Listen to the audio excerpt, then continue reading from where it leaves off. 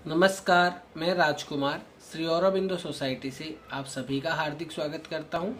हम शिक्षा में शून्य निवेश नवाचार कार्यक्रम ZIIEI द्वारा संकलित एक रोचक नवाचार के बारे में विस्तार से जानेंगे। इस वीडियो में मैं आपको इनोवेटिव पाठशाला के अंतर्गत यूपी बोर्ड के कक्षा 2 के हिंदी पाठ्य पुस्तक के पाठ संख्या 15 कद्दू जी की बारात को एक नवाचार स्व अध्ययन की एक गतिविधि शब्द सागर के माध्यम से क्रियान्वयन करना बताऊंगा।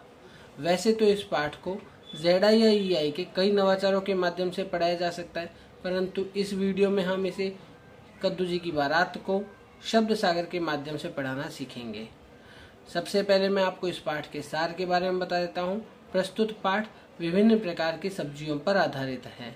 इस नवाचार की नवीनता एवं उपयोगिता यह है कि विद्यार्थी अपने सहपाठियों के साथ मिलकर शब्दावली और व्याकरण कौशल को बढ़ाता है, गतिविधि का आनंद लेते हैं और सीखने की प्रक्रिया में व्यस्त रहते हैं। इस नवाचार क्रियान्वयन की अवधि 20 मिनट है। इस नवाचार की क्रियान्वयन प्रक्रिया में छात्रों को नाम वाले शब्द और काम वाले शब्द का पुनः अध्ययन आसानी से करवाया जा सकता है। जहाँ तक पूर्व प्रबंधन की बात है तो इसमें नवाचारी शिक्षक को कुछ रंगीन चार्ट पेपर और एक छोटा बॉक्स का अरेंजमेंट करना होता है। शिक्षकों के लिए कुछ निर्देश हैं, जैसे एक दिन पहले ही सभी छात्रों को ये जानकारी दे दी जाती है कि कल हम एक गेम खेलेंगे। इसके लिए आपको घर से एक पर्ची पर पढ़ाए गए चैप्टर के नए शब्द या नाम वाले शब्द लिख करके लाने हैं। साथ ही साथ आपको उससे संबंधित एक चित्र बनाकर भी लाना है। इसके बाद में शिक्षक यह सुनिश्चित करते हैं कि कक्षा के सारे छात्र इस एक्टिविटी में हिस्सा लें। वे घर से पर्ची बनाकर लाएं, साथ में चित्र बनाकर लाएं। सभी बच्चों की भागीदारी इसमें सुनिश्चित की जाती है। जो बच्चे शब्द नहीं बोल पा रहे हैं या लिख पा रहे हैं तो शिक्षक उनकी मदद कर सकते हैं।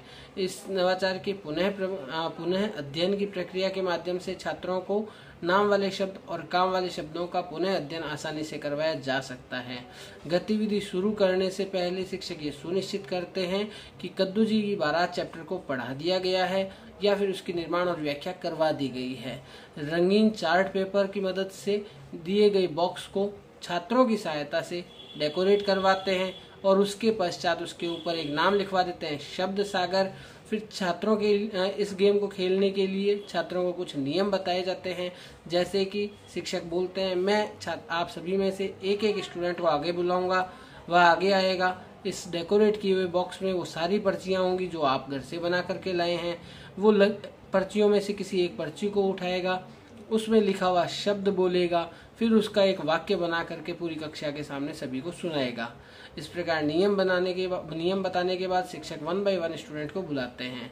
मैं उदाहरण के लिए आपको बता देता हूँ। जैसे पहला स्टूडेंट सामने आया और उसने पर्ची निकाली और पर्ची में लिखा हुआ शब्द पढ़ा, जैसे शब्द है कद्दू, तो उसके बाद में उसने जोर से इस शब्द को पढ़ा कद्दू और फिर एक वाक्य बनाया, कद्दू जी की चली बारात। इस प्रकार से यह गतिविधि 1 बाय 1 स्टूडेंट होते हुए लास्ट स्टूडेंट तक चलती है। शिक्षक इस बात को सुनिश्चित करते हैं कि कक्षा के सारे छात्र इसमें एक्टिवली हिस्सा लें। इस गतिविधि से सीखने के कई प्रतिफल प्राप्त किए जाते हैं, जैसे विविध उद्देश्यों से जो छात्र अपनी भाषा में या अपने विद्यालय की भाषा में आपस में दूसरे छात्रों से चर्चा करते हैं, वाद विवाद करते हैं, अपने अनुभवों को साझा करते हैं। वे अपनी कल्पना से कहानी या फिर कविता को बनाते हैं, एक दूसरे को कहते हैं और आगे बढ़ते हैं। अपनी निजी जिंदगी के और परिवेश के अनुभवों को अपनी पढ़ाई के साथ में कोरिलेट करते हैं, उससे कविता या विज्ञापन या कहानी, पोस्टर इत्यादि को जोड़ते हुए बातचीत करते हैं। इसके अतिरिक्त वे वर्णमाला और अक्षरों की आकृतियां और उनकी ध्वनियों को पहचानते हैं, समान ध्वनि वाले शब्दों को पहचानते हैं। अपने अनुभवों से उनमें आत्मविश्वास का विकास होता है। इस नवाचार के क्रियान्वयन के दौरान कई बातों को ध्यान में रखा गया है, जैसे प्रस्तुत पाठ को नवंबर माह में पढ़ाया जाना चाहिए। पर्ची पर लिखे शब्दों के साथ उनसे संबंधित चित्र बनाकर लाएं सभी बच्चे, जिससे कि जो बच्चे शब्द नहीं बोल पा रहे हैं वे चित्र को देखकर उससे संबंधित व्याख्या कर सकें। इसके अतिरिक्त सभी विद्यार्थियों को समान अवसर मिलना चाहिए। विद्यार्थियों के शब्द उच्चारण और वाक्य निर्माण को शिक्षक इस गतिविधि के माध्यम से दुरुस्त कर सकते हैं। इस नवाचार के क्रियान्वयन में NCF 2005 के उद्देश्यों को ध्यान में रखा गया है। पीटीआर अनुपात को ध्यान में रखते हुए इस नवाचार की क्रियान्वयन अवधि निर्धारित की गई है। विशेष आवश्यकता वाले बच्चों को इससे लाभ प्राप्त होता है। इसके माध्यम से बच्चों में जीवन कौशल जैसे प्रभावी संप्रेषण, पारस्परिक संबंध, गहन सोच का विकास होता है और बच्चों में आत्मविश्वास जैसे निहित मूल्यों का भी विकास होता है। हम आशा करते हैं आपको यह गतिविधि अच्छी लगी होगी। आप भी इसे अपने विद्यालय में क्रियान्वित करेंगे। हम इस प्रकार के दिलचस्प नवाचार आप तक लाते रहेंगे। आपसे अनुरोध है आप हमारे YouTube चैनल ZIIEI को सब्सक्राइब करें। यदि ये वीडियो आप फेसबुक पर देख रहे हैं तो हमारे फेसबुक पेज को लाइक करें। नीचे दिए गए लिंक पर क्लिक करके आप इनोवेटिव पाठशाला ऐप को इंस्टॉल कर सकते हैं। इस वीडियो को देखने और लाइक करने के लिए आपका बहुत बहुत धन्यवाद।